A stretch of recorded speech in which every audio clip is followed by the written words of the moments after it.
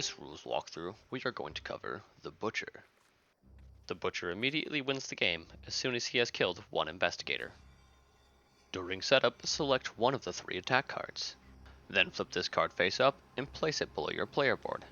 Next, you will select 2 ability cards. If you are playing a 2-player game, only select 1 ability card instead. Then take your revealed card and place it nearby. Lastly, take your stock token and place it on the 0 space of your stocks track. You may then take your figure and place yourself anywhere on the minimap. At the start of each of your turns, remove any noise and shadow tokens from the main board. On your turn, the Butcher may use each of his abilities on the player board and each ability card in attack once. The Butcher has a base movement of 5 before rolling the sprint die. The Butcher moves down to the door, allowing him to break it since he is now adjacent. The Butcher may then finish his movement with the 2 movement points that he has left.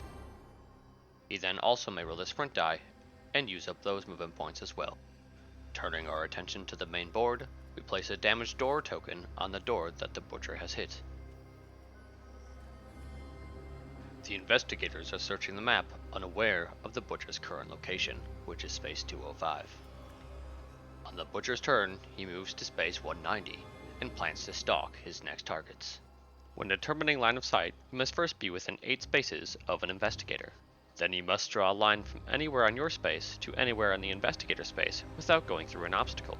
As we can see here, the Butcher cannot see Ibrahim, as the wall of the carousel blocks the line of sight. He gives Marcy a spine chill token to let her know that she has been stalked. The Butcher then places a shadow token on his current location. This lets the investigators know that he was on this space. He must now find a place to hide, with some of the spaces currently being blocked off by Ibrahim's flashlight. If the Butcher were to move onto one of these spaces, he would flip his revealed card face up and apply the effects this turn. He will then take his figure from the minimap and place it out on the main board. He then continues his movement, finding a space that is dim so he may hide. When the Butcher disappears, he places the shadow token on his last known location to the investigators. He then returns his figure to the minimap. At this point, he may continue and finish his turn as normal. Rolling the sprint dice, he only gets a 2. He has to hope the investigators don't come searching for him. Since the Butcher is ending his turn hidden, he may flip the revealed card face down. During the investigators' next turns, they use their flashlights to shut down the possible entry points the Butcher may have had. They were very close to finding him, but luckily he remains hidden. He decides to skirt around the outside of Marcy's flashlight. From space 107, he now has clear line of sight to both Marcy and Ibrahim.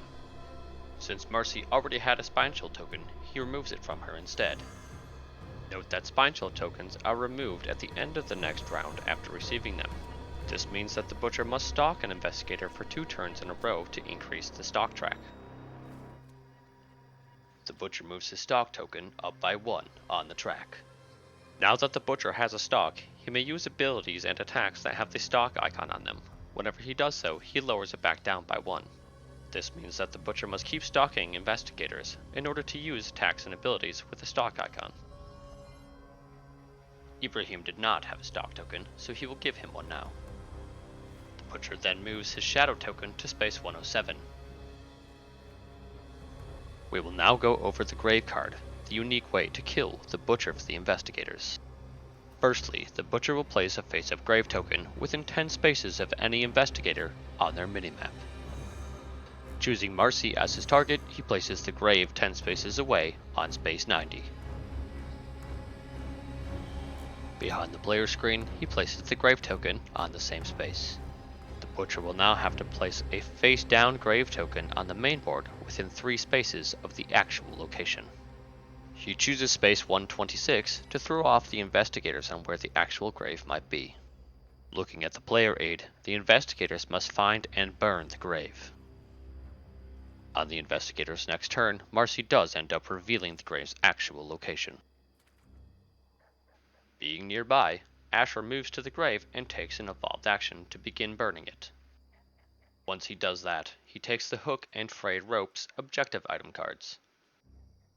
The grave token will then be replaced with the burning grave token.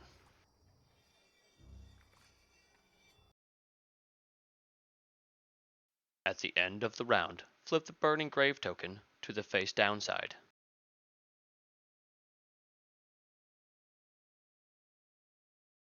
Once one more round passes, if the grave is already face down, remove it from the board instead. The investigators may now attempt to banish the butcher by taking an involved action. They will choose an adjacent space, and if the butcher is on that space, they banish him and win the game. Ibrahim uses his flashlight and reveals the butcher. Since Asher is nearby with the hook, he may safely use it on the butcher as he is revealed. He does so and wins the game.